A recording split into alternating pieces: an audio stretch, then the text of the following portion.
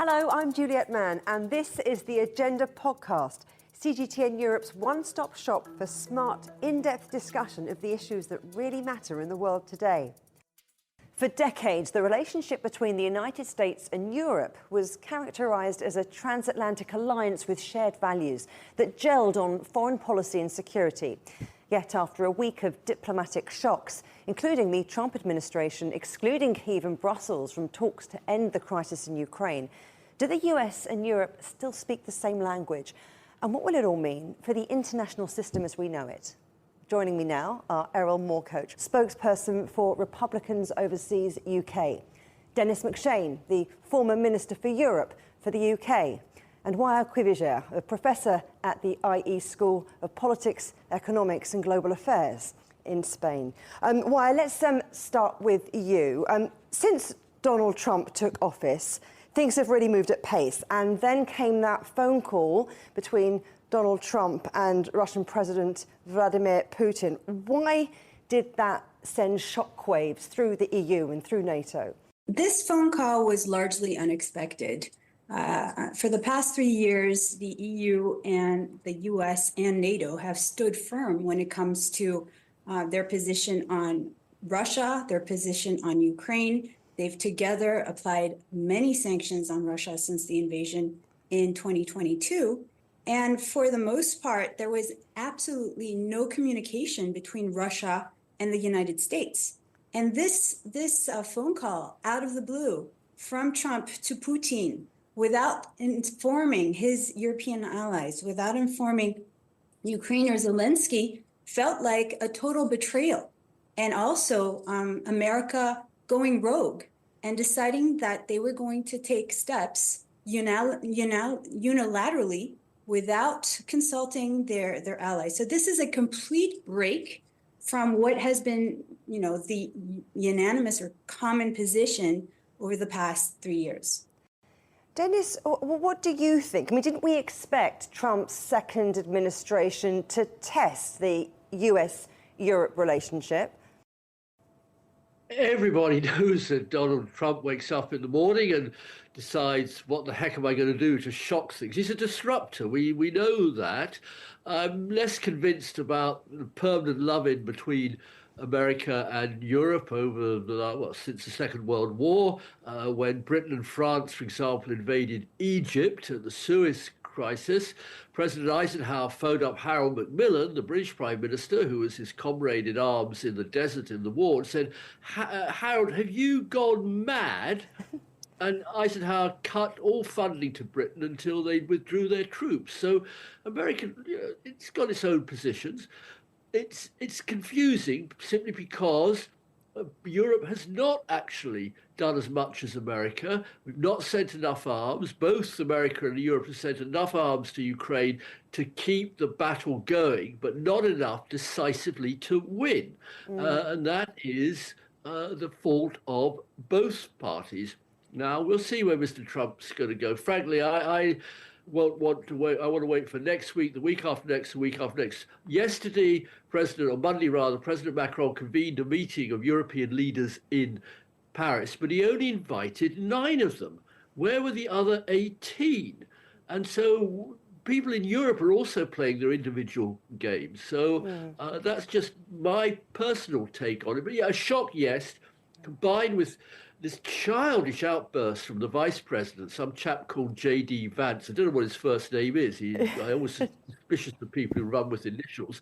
And it was just pathetic. And Eric, I want to bring you in there because Denis was talking, of course, about J.D. Vance's comments at the Munich Security Conference. He really shocked delegates by attacking allies like the EU and Britain, accusing European governments of retreating from their values and criticising the state of their economies. The speech didn't go down well, did it? Is it a signal of a US policy shift, do you think? I do think it's a signal of a U.S. policy shift. And while it may not have gone down well in the international intelligentsia arenas, it certainly played well at home. When you look at J.D. Vance's perspective, he simply is saying that the Europe and the Americans do not seem to share some of the same fundamental values we thought we did, at least at a base level. When that comes to free speech, you saw J.D. Vance frequently bring up concerns about lack of free speech in the UK or in Germany. When it comes to free elections in Romania, he brought up concerns about how the fact that that election was abrogated due to implied Russian involvement. But I think J.D. Vance came there as a friend. I mean, this is the Munich Security Conference. The United States effectively is a security umbrella of Europe. And the United States is who has been fighting this war financially more than the Europeans have. So when he comes there, he's not coming to scold, perhaps, but Americans feel very confused when we see people on the news. For example, these German politicians came on 60 Minutes the other day talking about arresting people for offensive tweets and this and that. That's very un-American. That's against our unalienable rights. And many Americans did not realize that the typical American was so divergent from the typical European. And I think that's where J.D. Vance's speech played very well at home. It doesn't represent a massive shift for somebody to come in and air their grievances. In fact, that's what happens in diplomacy and in a democratic society. And certainly J.D. Vance ruffled some feathers, but he didn't come there as an enemy of Europe. He came there as perhaps a confused American MAGA patriot who doesn't see the values being shared that he hoped would be shared. And I think that's our takeaway from it. I can see everybody else raising their eyebrows there. I mean, Denis, you're shaking your head. You're smiling. Well, it's very sweet of Erol. By the way, the European Union collectively has given more money to Kyiv, to Ukraine, but not on the military front. On the military front, the Americans have been in the lead, but not on the general economic and financial support mechanism. So I think we have to start by just getting all of our facts in a line. Yeah, I mean, I was just baffled. I mean, come on, J.D. Vance is not some sort of hillbilly lad from the flyover Midwest. He went to Yale University. He's the vice president. One of the smallest universities in the world. He's the vice president. He's very articulate. He wrote a brilliant book about his youth. He knows fine well in Germany to encourage racism is to go straight back into, to talk about the lying press. That was a Hitler phrase. Sorry, Erol, you're shaking your head. Not Hitler, man. Come on. No, I'm sorry. I'm sorry. J.D. Vance himself, when he talks about the fact that Germans are nervous about racism as they were over anti-Semitism and are not going to allow, and we don't want it in Britain either. And actually, on the whole, in America, you don't want it. You fought a big fight for civil rights to let non-white Americans feel free. We're having that fight a bit later in the day, possibly in Europe. Our non-white Europeans should feel fully European if they're born here. I'm proud to defend that, and I will not take lessons from anybody who says that attacking racism, anti-Semitism, anti-women policies is somehow a threat to democracy and freedom. Waya, I want to bring you back into the conversation here and pick up on some of those threads, with Vance saying that the greatest danger to Europe was not geopolitical rivals, but the danger from within. And that's what we're talking about here. What do you take from that? Absolutely. I think J.D. Vance's speech came as a complete shock for the European delegates at the Munich Security Conference. He came really to chastise them and lecture them about how to run their own countries, which I think many delegates and Europeans at large felt was unacceptable. It was completely out of place and uncalled for, and really not the main reason for convening at the Munich Security Conference. I think the real issue was Ukraine, and he barely discussed it. And I think a lot of the European delegates were shocked beyond belief. Now, going back to this, and I guess the Munich Security Conference just amplified and crystallized what has been going on since Trump came into office. What we're seeing is this completely new approach to both trade, and I guess maybe we're going to be touching upon trade in a second, and security. And the fact that we're not talking about an alliance. We're not talking about the allies, the US and its European allies any longer. We're talking about America deciding to take bilateral action to end the war in Ukraine and inviting to speak with Putin, sidelining Ukraine, sidelining Zelensky, and sidelining the European allies. And I think this is what we really need to take away from the Munich Security Conference, from J.D. Vance's speech, from Marco Rubio's speech, from Hexet's speech. They're all, even though we see a lot of contradictions within what they're actually saying, the common thread is that we're no longer talking about a united international community, united against Russia. We're talking about America talking directly to Russia and sidelining its historical allies, and of course, sidelining Ukraine. So let's talk about what happened next. Erol, European leaders then met for emergency talks on Ukraine, having, as Waya was talking about, having felt they were being sidelined from ceasefire negotiations between the US and Russia, which then happened later on in Saudi Arabia.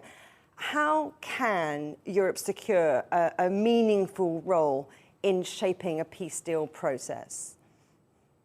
Well, it's a very difficult question because ultimately this has been viewed by Donald Trump as a proxy war between the Americans and the Russians. And the infighting between European nations, for example, some nations were not invited to this. This was obviously a power play by Emmanuel Macron to take his mantle as the leader of Europe, and he thinks he can do that successfully here. But you have pushback internally, whether it be from the Germans or others who do not want to send troops or any sort of peacekeeping force in certain respects.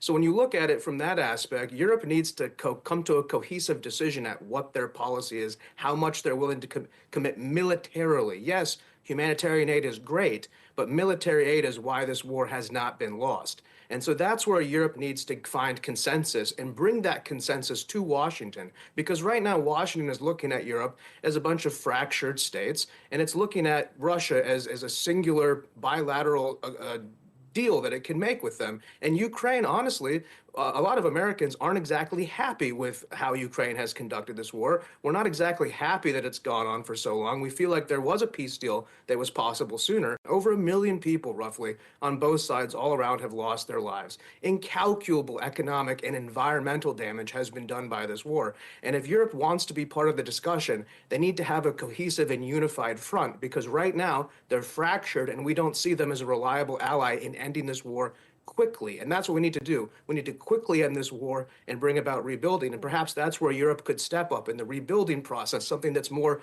appropriate for their level of financial ability. Denis, what do you think here? Because we're focusing very much on Ukraine because of the Munich Security Conference and the events that have happened over the last week. But the transatlantic rifts are nothing new, are they? I mean, we can talk about trade, we can talk about tariffs, we can talk about semiconductor chips. Sure, and I think I don't like using the word Europe. There are 27 sovereign states, some with very, very different positions. When the war started, President Macron went over also on his knees to Putin, or rather not on his knees, he sat at a sort of 30-foot-long table exchanging platitudes, and Putin just laughed at him, just as he's laughed at everybody from America. I mean, right now, Putin is playing Trump. I mean, it must be happy days are here again. Open the vodka, boys, in the Kremlin. We've got Trump dancing to our tune. But on the other side of the equation, I completely agree with Erol. The European nations, there's no such thing as Europe. There's not a single European government. There's no European army, no European defense industry. We produce 12 different types of tanks. I don't know how many different types of guns. We've absolutely refused the common sense policy of having a good, tough European, collective European defense policy.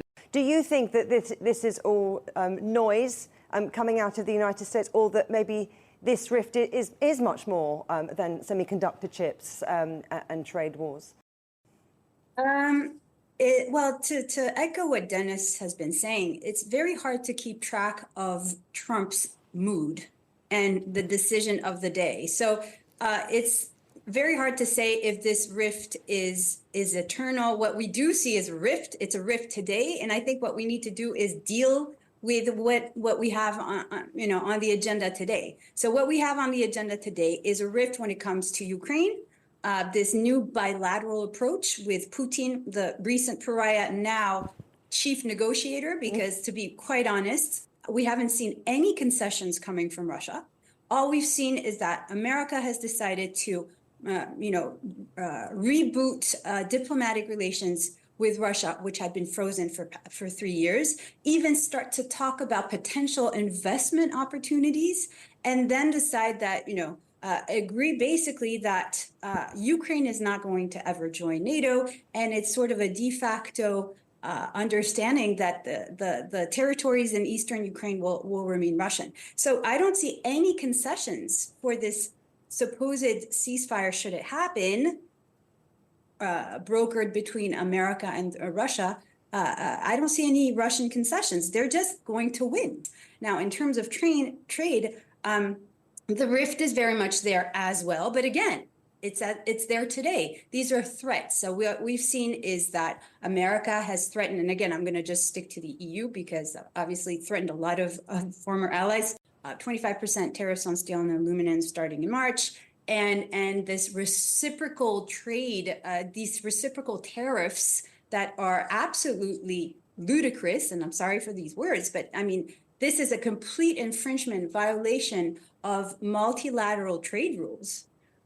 You can't just decide to change, to do tit for tat tactics on goods because you want to, and not just matching tariffs, but matching VAT taxes and subsidies out of the blue. So now, whether or not this will happen, it's supposed to, Trump has asked for this investigation with the results due on April 1st. So we'll see. Again, anything can happen between now and April 1st. So are we on the trade war path? Yes, I just recently wrote an article on this. We are on the war path. Could there be a truce before? Yes, that too. So is there a rift? Yes, there is a very big rift today. Can this rift be repaired? Maybe if Trump changes his mind.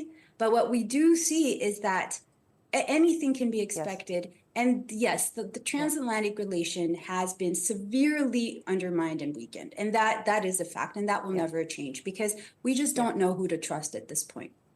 Erol, let me just read you something that Ukraine's President Zelensky said. Some in Europe may not fully understand what's happening in Washington right now.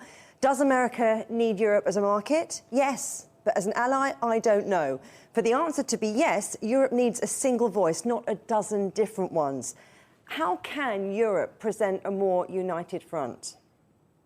So if Europe wants to, coalesce and get behind this new world order where we have a multipolar world order, as Marco Rubio has come out and said. I mean, this is a big deal. He said the U.S. is not the indispensable nation. We're not looking for a bunch of multilateral agreements. We're looking for bilateral agreements that benefit the American businessmen and the American interests first. And I think once Europe embraces Europe first mentality and negotiates with America from that sort of perspective, then I see no reason why we can't rebuild the partnerships we have. Real friends have disagreements. Real friends hash it out in public like this. And the fact that it is happening exactly on the timeline of how most centuries go. Most centuries don't start on the zeros. Most centuries start around the 20s after certain people cycle out. If you look at each historical change, especially in European power, if you want to go look at the end of the concert of Europe or things like that. So you're in a rebuilding phase. Right now, Europe has kind of, destroyed its own industry. It's gone far on the green scale, but it's left behind a lot of its citizens. When you look at its economics, you don't have European companies that are competitive on the global scale. Apple Computers is worth the entire British stock market combined. So it becomes a financial issue. Can Europe still pull its weight? Europe was so focused on giving away all of its privilege and whatnot that it ended up with very little chips at the end. And its neighbor, Russia, has very many chips. And it's a willingness to use bodies that Europe is not willing to use in a battlefield. So we need to bring the U.S. and Europe back to the discussion table, but Europe needs to figure it out first. And by Europe, I mean all the countries of Europe. Yes, the EU, but also the Baltic states and also border states like Finland and Sweden, who are much more perilously impacted. I think all of that together is the message we're going to have for a new 21st century American-led world security alliance.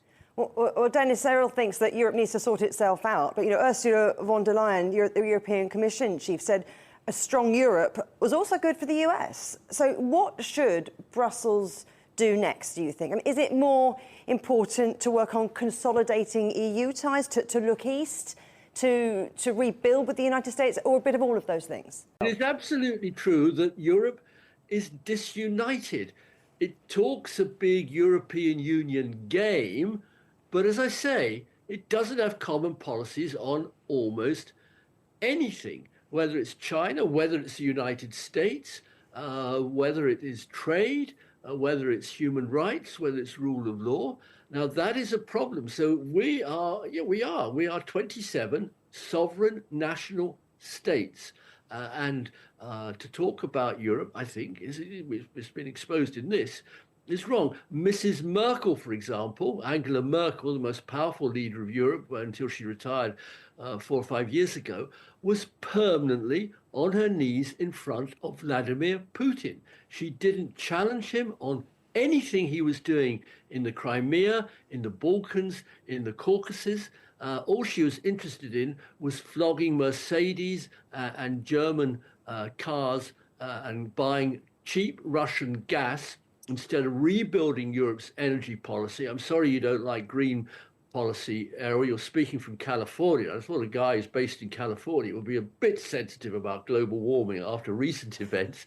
But Mrs. Merkel, no, she just didn't. She rejected nuclear policy. She rejected partnership with other European countries. She sabotaged a defense industry alliance with France and Britain. And that is Germany's problem. It doesn't know how to handle Russia. So I'm afraid, I'm speaking now as a profoundly pro-European person, but I'm not going to tell lies and clap my hands and say, this wonderful EU, isn't it great? It is not good enough. It's certainly been exposed in the recent crisis, but it won't be helped, I put it to you again, Erol, by this President of the United States. I'm sure he'll change his mind, thinking that Neville Chamberlain is the model he should follow vis-a-vis an aggressive, tyrannical non-democracy that's invaded a sovereign state of Europe. Why? Let's talk about where Europe might look, maybe alternative potential for influence. China's Wang Yi has been far more conciliatory towards the EU, talking about the bloc as partners, not rivals, on his latest diplomatic tour. In this 50th anniversary year of diplomatic ties between China and Europe, how do you see the relationship deepening? I mean, do you think we can expect Europe to pivot east, to maybe balance this shift away from the US? Well, I guess, again, I would have to agree with Denis. It's very hard to say Europe. We have the EU, but we also have a lot of internal division that I think Trump is actually exacerbating. Divide and conquer, I would say. And so we don't have a common approach to China. We have some countries that are trying to bilaterally court China for advantageous trade deals, including Spain and Germany, for instance, who recently sent delegations there and hoping to get favorable treatment. But obviously this was looked down upon by the Commission, because in terms of trade, we're supposed to act as one. And what we're seeing is that we don't have a common voice on almost anything, as Denis was saying. We don't have a common voice on security. We don't have a common voice on trade. We've tried to, but when push comes to shove, every country wants to protect their interests. So I guess in terms of China, we have to walk a very fine line as well, because it will also depend on what America does with China. So so the EU is sort of stuck in the middle. Do we want to? We don't want a trade war with the US. We do want to get along with China, but what happens between the US and China will also affect us, because if, for instance, the US puts very high tariffs on Chinese goods, and this ends up in swamping the EU with affordable Chinese goods, this would be very bad for our markets as well. So we need to find a way to walk this tightrope between the US, because we don't want to antagonize them completely. They're our largest trading partner, and obviously China, very, very, very important trading partner. But whatever we do, if we get closer to China, we might get sanctioned by the US and vice versa. So very, very hard to do. And if we add to that the fact that we don't have a common voice, that we're so internally divided, it's very hard for me to even posit on what is going to happen in terms of the EU towards their trading partners. And the same goes for security, sadly. And I wish we could have a common voice, but as the summit on Monday showed, we were expecting some type of announcement after the summit with Macron and the hastily convened security summit. Nothing came out. No agreement on whether or not to put boots on the ground in Ukraine. France and the UK seem to like the idea. Poland, no. Germany, no. So. And I think this can be extended to almost every policy. We don't have a common voice, so it's going to be very, very, very difficult to move forward. The one thing I think everyone does agree on, at least in terms of security, is that we need to spend more. Erol, you said, look, good friends argue about stuff, and then they argue about it publicly so that they can get to a new place. Is that what is going on here, or are we seeing a major shift in global power structures? It's a bit of both. There is a shift. I mean, there's a shift in terms of the U.S.'s willingness to be an open bank. For example, Americans don't have free health care and don't have free education while they pay for the defense of Europe, and they see that Europeans do. That's a domestic issue that now Americans have brought to the table. When you look at tariffs and stuff, I would tell everybody to look at the internal tariffs between European nations. It's easier to trade between American states than European nations. And when you look at the trade imbalance, I mean, we have an incredible trade deficit for goods specifically coming into the U.S. Now, we have a surplus on services, but if you were to say tax our services, well, that affects a bunch of rich guys in Silicon Valley. That doesn't involve the manufacturing sector, and that's not going to be a trade war that Europe can win. So there is no need for a trade war. Trump is coming in with these tariffs as a cudgel to try to force European behaviors. Now, there are some disagreements he has, whether it be, that we can't export cars to Germany. Maybe it's because their cars are better than ours. I can't speak on that directly, but the point is there is an imbalance, and that's where it's happening. I don't think this is the end of the Western alliance. I think it's a reforming, and I think that the sort of, in our perspective, keep in mind, the far left, wind energy, Greta Thunberg wing of how Europe went is not the way that America wants to see things go. And while that's perhaps an oversimplification, keep in mind, we elected people who are there for the regular Americans. Our presidential candidate and our vice presidential candidate, for the first time, are representing, as a Republican, the majority consensus. These are everymen, and these are people who are not concerned about foreign entanglements. That was Thomas Jefferson or George Washington's dying wish, never to get involved in foreign entanglements. And I think isolation is not the goal, but nationalism does not mean isolationism. It's not America first and alone. It's America first and everybody first, and we can all work together to build a more verdant future. Erol, Morkoc, Denis, Macshane, Waya, Quiviger, thank you all very much. Thank you. Thank you. Thank you very much. Remember, you can subscribe to this podcast on iTunes, Stitcher, Spotify, or wherever you get your podcasts. You can also find more agenda content on CGTN Europe's Facebook, Twitter, Instagram, Telegram, and YouTube channels. Until next time, goodbye.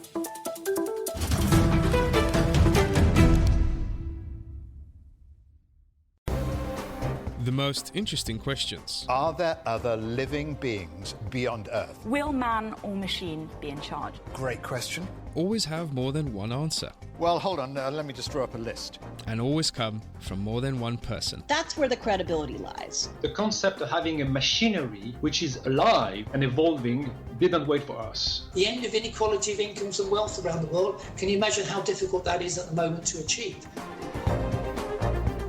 Every episode, Stephen Cole, Murray Beveridge, and some of the brightest minds out there shed light on the answers to some of the most intriguing questions.